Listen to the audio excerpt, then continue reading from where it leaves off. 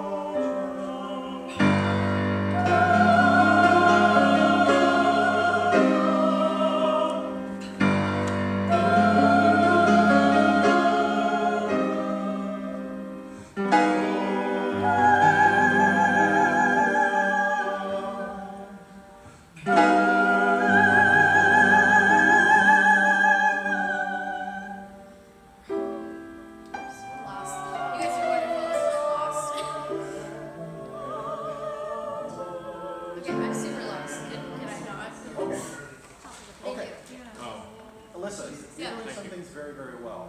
You're giving strong declamatory beats really, really well. That's something we don't do a lot with choirs either. If you went like this with a choir, what sound would you expect to get? Somebody breaking a vocal fold? Right. But remember, the range of expression capable to us as an orchestra and the range of expression capable to us as a choir. Orchestras can never play as soft and beautifully as a choir can sing. But orchestras can play far louder and far more powerfully than human beings can ever sing. So this kind of a gesture where you literally go, like that, is perfectly acceptable in this situation. You know, if we conducted everything as if this was all a cappella music and you didn't want to have that grand of a gesture because it would make everybody flam on that note, you'll lack the power that this music really demands. So don't be afraid to sort of let your guts hang out in the moments when it really, really matters. Yeah, support. Yeah. I didn't look at somebody though when I did that. It's okay. Don't worry. Don't beat yourself up. Let's concentrate on the things that you're doing really well right now. So that first forte moment is excellent. That demands also a breadth to the size of the gesture. We can't go, and then go like this, because that doesn't make any visual sense to what the music shows on their page. You know, the violins are going, da, tika, tika, daka, And which direction does that line go? It ascends. Yeah. The ascension of those notes means intensity. Yeah. And if you're going to ask people to create greater intensity, it's just a natural reaction that you have to broaden your gesture in order for them to imbue the sound of intensity. Yes, that kind of stuff is great. Okay? Now, let's talk about hinges. If you have to play fast notes, using this as a hinge makes it more difficult. Dika, daka, dika, daka, dika. Right. So allow them to fill in the space just by giving a 3-beat pattern and using the elbow or the shoulder as the hinge. Probably less shoulder and more elbow. Just wanted to try the shoulder. Good. So Usually. you go 1, 2, dika, daka, That's so much easier to play than di, da, daka, daka, da. Di, daka, dika, daka, daka. Let's all try that.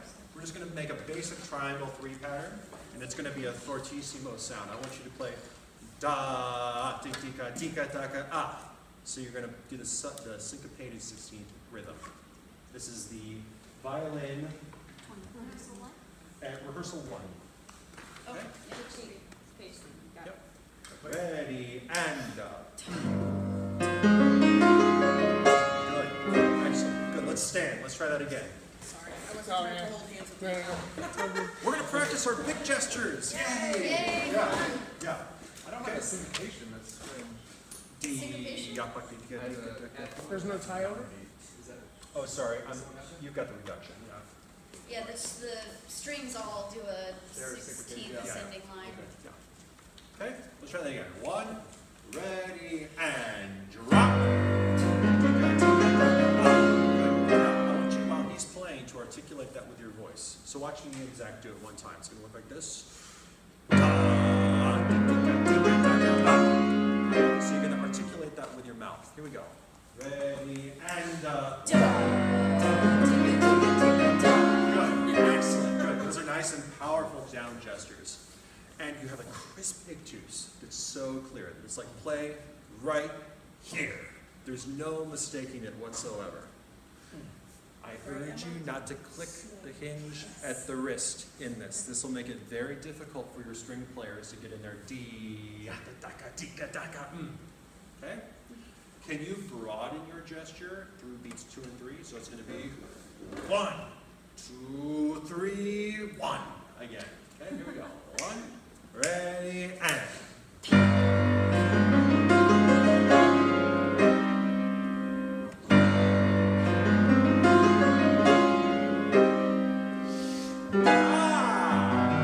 And that's where it changes, right?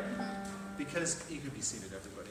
Because the accent has been on beat 1 and then beat 2 at the same time. And in fact, some of our sopranos got fouled up by this when we were singing through. But now we start playing the beats on the downbeat.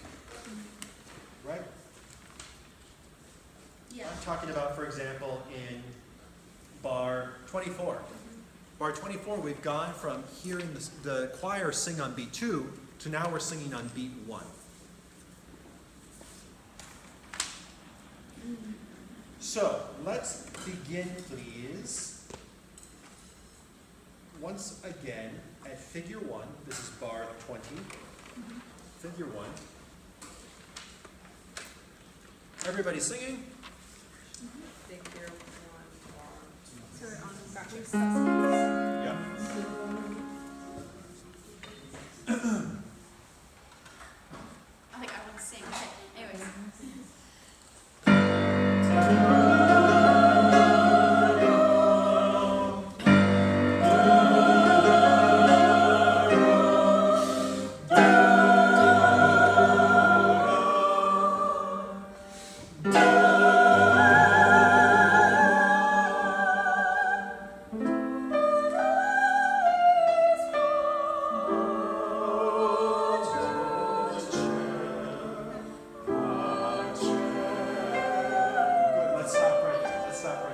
So, describe to me what's happening harmonically right here.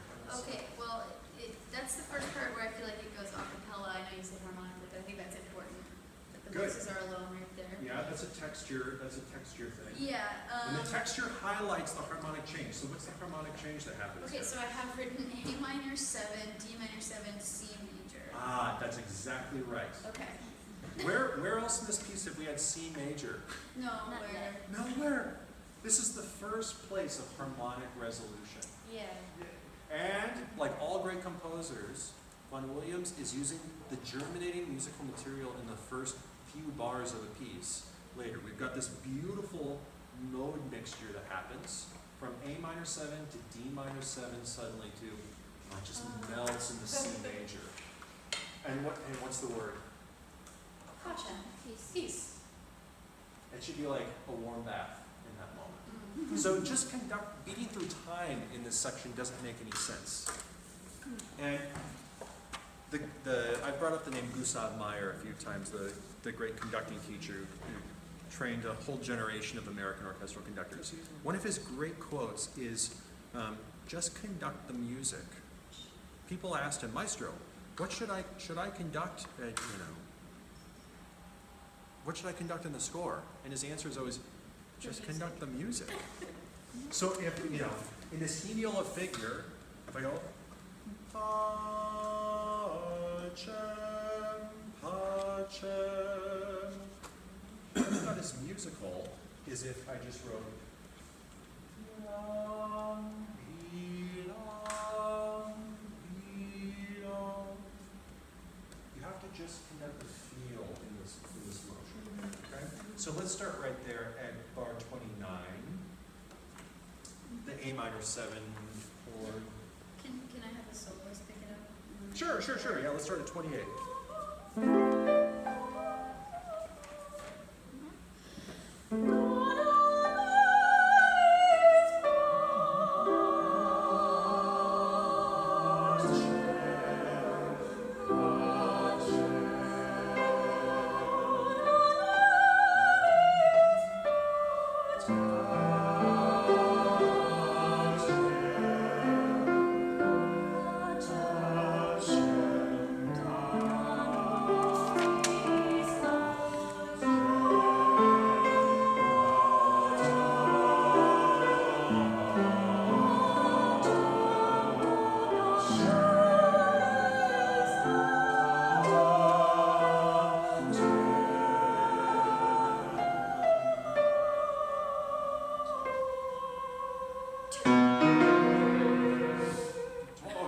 Stop right there.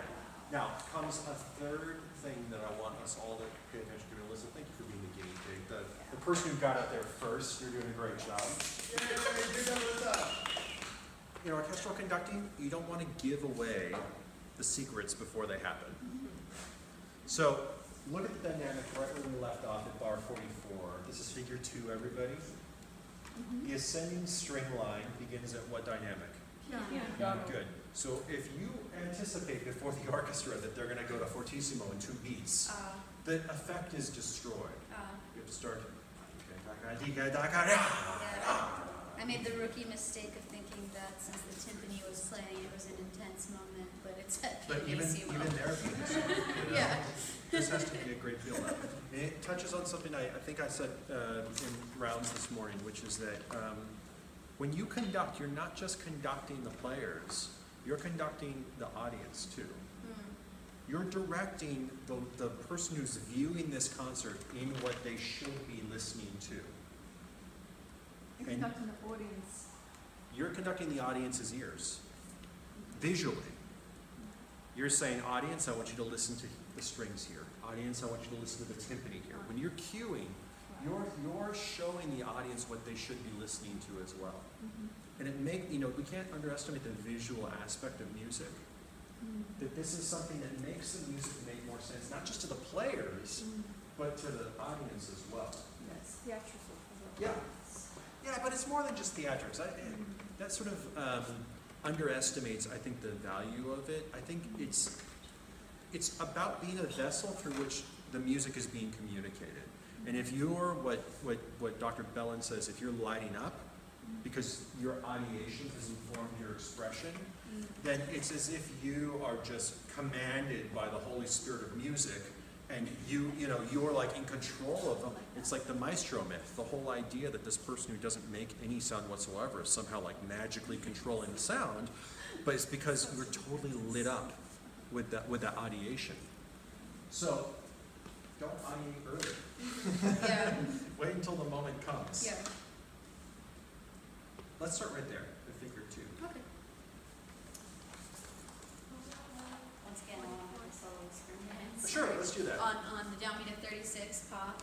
Okay. 36. Yeah, it's the second bar of page 6. That's 38, isn't it? Yeah. 37, sorry. I think that's maybe 37. Yeah, I think you want to start at It's a 42. split system. It's a split one. We've got a different. I think you want to start at 37. Or that's pocket. Yeah, this is 42. I think do you mean 40? She means 42. 42? Do you want that Yep. Oh, okay. Right. Oh, This so is it's me. 42 drums. Alright. 41 is for conference. Right number.